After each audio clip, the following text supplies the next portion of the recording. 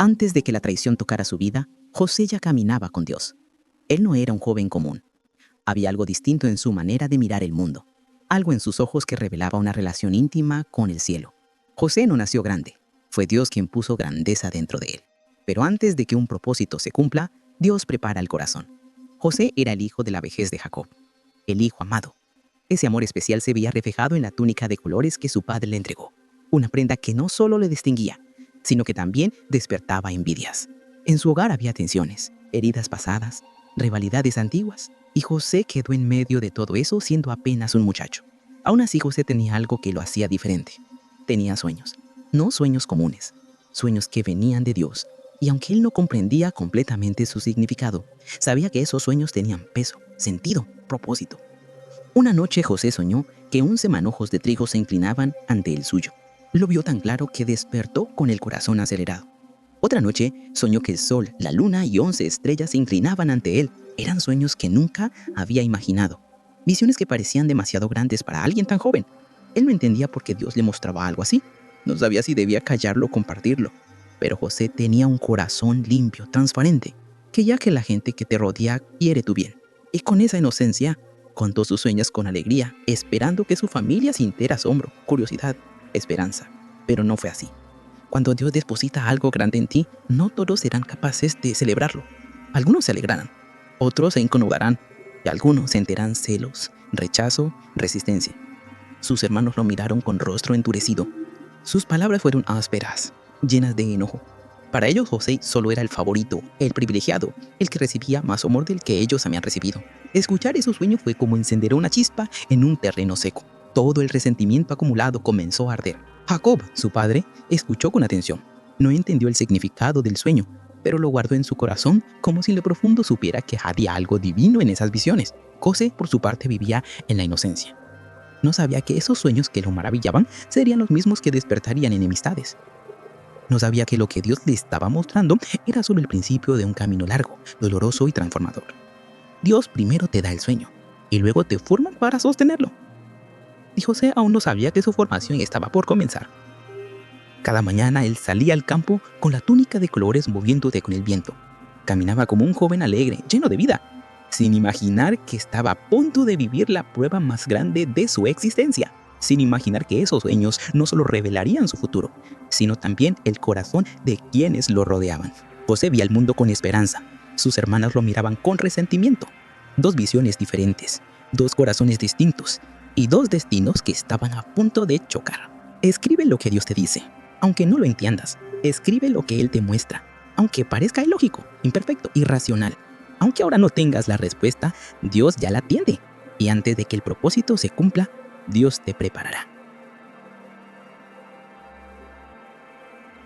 José salió de casa con la misma disposición obediente de siempre. Su padre lo envió a buscar a sus hermanos y él fue sin cuestionar. Caminó por los campos donde había crecido, respirando el aire cálido de Canaán, sin imaginar que cada paso lo acercaba a un punto de no retorno.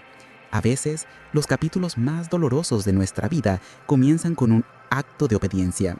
Mientras José avanzaba entre los montes y los campos, sus hermanos lo vieron desde lejos. La luz del sol golpeaba su túnica de colores, haciéndolo aún más visible. Para ellos, esa túnica no era solo un regalo, era un recordatorio de la diferencia, de la preferencia, del amor que ellos no habían recibido en la misma medida. Y fue en ese momento cuando surgió una frase que cambiaría el rumbo de la historia. ¡Ahí viene el desollador! No lo dijeron con cariño, no lo dijeron con admiración, lo dijeron con burla, con resentimiento, con un enojo acumulado durante años. En sus ojos había una mezcla peligrosa de envidia y furia. Y cuando el corazón se llena de resentimiento, puede cometer las peores decisiones. Uno de ellos dijo: «Matémoslo. Digamos que una bestia lo devoró y veremos qué será de sus sueños». La maldad no siempre grita. A veces se susurra entre los que se sienten heridos. Rubén, el mayor, sintió un peso en el pecho. Él no podía permitir que derramaran sangre. «No lo matemos», dijo. «Solo échenlo en esa cisterna». Su intención era volver más tarde y rescatarlo. Pero cuando permites que lo malo avance, ya no controlas el resultado. José llegó sin sospechar nada, sin imaginar que la sonrisa de sus hermanos no sería sincera. Apenas se acercó, lo tomaron por sorpresa. Lo sujetaron, le arrancaron la túnica. Esa prenda que él tanto apreciaba ahora era símbolo de burla, no de amor. José cayó al suelo, confundido. ¿Qué están haciendo?, gritó, pero no hubo respuesta, solo empujones y manos agresivas. Lo tiraron dentro de una cisterna profunda, vacía, fría, un lugar oscuro donde su voz resonaba pidiendo ayuda. Y sus hermanos se sentaron a comer. Mientras él gritaba, ellos masticaban pan. Mientras él pedía misericordia, ellos planificaban qué dirían a su padre. Y es que cuando el corazón se aleja de Dios, puede llegar a hacer cosas que nunca imaginó. José estaba solo, sin túnica, sin explicaciones, sin entender por qué quienes debían amarlo lo habían herido de aquella manera. Pero aunque él no lo sabía, Dios estaba ahí. Dios no había dejado de mirarlo. Dios no lo había abandonado. La cisterna no era el final, era el inicio. Porque a veces Dios permite que llegues al fondo, solo para que descubras que tu única salida es hacia arriba. Mientras José seguía encerrado en la cisterna, una caravana de ismaelitas avanzaba por el camino. Camellos cargados, comerciantes negociando, el sonido del metal y del cuero llenando el ambiente. Eran vendedores de mirra, especias y esclavos. Judá, uno de los hermanos, tuvo una idea fría, una idea que mostraba cómo el resentimiento había consumido su corazón. ¿Qué ganamos matándolo? Vendámoslo a estos ismaelitas. Y así, la vida de José fue tasada por 20 piezas de plata. El precio de un esclavo joven, fuerte, con futuro. 20 monedas. Eso valía para ellos el hijo amado de Jacob. Eso valía su sangre, su inocencia, su vida. Lo sacaron de la cisterna sin una palabra de consuelo, sin una explicación, sin una mirada misericordiosa. José fue entregado como mercancía.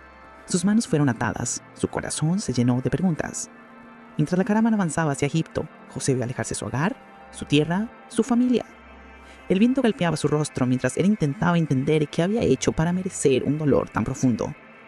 Pero no era su culpa. Era parte del plan. A veces, el camino hacia tu destino no comienza en un lugar bonito. Comienza con lágrimas, con traición, con noches frías, con preguntas y respuestas.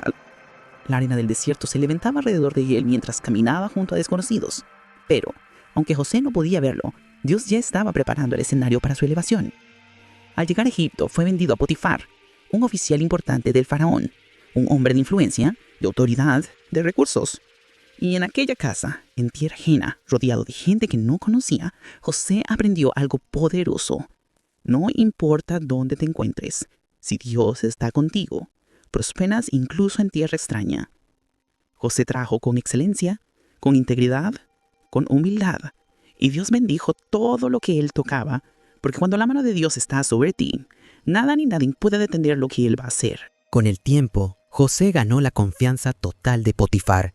Era joven, sí, pero su carácter era sólido, su responsabilidad era impecable, y Dios estaba con él en cada paso. José fue puesto como administrador de toda la casa. Nada se movía sin que él lo supiera. Nada prosperaba sin que él lo tocara. Pero cuando la luz de Dios brilla en ti, la oscuridad también te mira.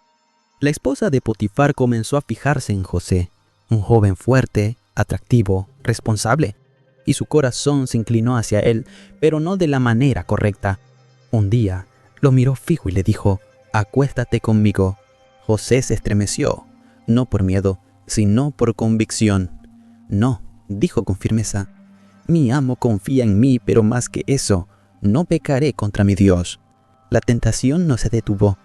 Ella insistió día tras día.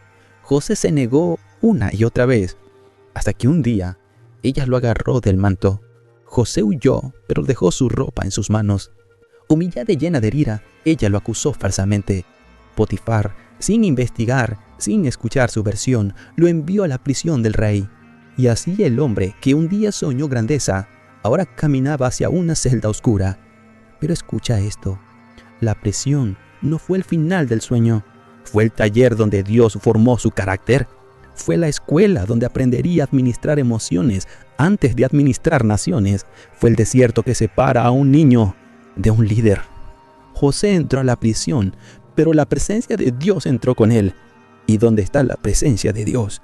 Incluso un lugar oscuro se convierte en terreno fértil para el propósito. La prisión era fría, húmeda, silenciosa. Pero José no se dejó consumir por la tristeza. En vez de rendirse, decidió servir. Ayudó a los otros presos. Los escuchó. Los animó. La actitud de José fue tan admirable que el jefe de la cárcel lo puso a cargo de los demás presos. Aún en el dolor, José fue fiel, porque cuando tienes el favor de Dios, brillas, incluso en los lugares donde otros se apagan. Un día llegaron dos hombres importantes, el copero y el panadero del faraón. Ambos tuvieron sueños inquietantes. Nadie podía interpretarlos, excepto José. José escuchó con sensibilidad, y el don que Dios le había dado brilló en aquel lugar oscuro. Interpretó los sueños. El copero sería restaurado. El panadero moriría. Y así ocurrió. José le dijo al copero: cuando estés delante del faraón, recuérdame. Pero el copero lo olvidó. A veces los hombres te olvidan. A veces quienes prometen ayudarte te dejan esperando. Pero Dios nunca olvida a los suyos. Nunca abandona a quienes le son fieles. 2 años más pasaron. 2 años de silencio. 2 años sin respuesta. Pero Dios no estaba retrasado. Estaba preparando el día exacto, el momento perfecto, la oportunidad que cambiaría todo. Una noche, el faraón tuvo un sueño inquietante. Luego otro. Ningún sabio, mago o sacerdote pudo interpretarlos. El copero, de repente, recordó a José, recordó el sueño, recordó la precisión y dijo: hay un hebreo en la prisión que interpreta sueños. José fue llamado, afeitado, limpio, vestido, preparado. En un instante, pasó de una celda fría a la presencia del hombre más poderoso del mundo. El faraón contó sus sueños. José escuchó atentamente y habló con autoridad. 7 años de abundancia vendrán sobre Egipto, y después 7 años de hambre devastadora. El faraón quedó impactado, no solo por la interpretación, sino por la sabiduría que José mostró para administrar la crisis. ¿Quién mejor que tú?, dijo el faraón. Desde hoy tú gobernarás Egipto. En un solo día, José pasó del dolor al honor, del olvido al reconocimiento, de la prisión al palacio. Porque cuando Dios abre la puerta, ningún hombre puede cerrarla. Y cuando Él decide levantarte, no importa quién intentó hundirte. La hambruna llegó, golpeó naciones, familias, tierras, y también golpeó Canaán, donde vivían Jacob y los hermanos de José. Sin otra opción, los hermanos viajaron a Egipto en busca de alimento, y allí, sin saberlo, se encontraron frente al hombre que habían traicionado. José los reconoció al instante, sus rostros, sus voces, su caminar. Ellos no lo reconocieron a él. Había cambiado, había madurado, tenía autoridad, poder, vestiduras de gobernante. Pero José sintió un nudo en la garganta. Toda la historia volvió a su mente: la cisterna, la venta, el desierto, la prisión, las lágrimas. Tuvo que salir del salón para llorar varias veces. El perdón no es olvidar lo que pasó.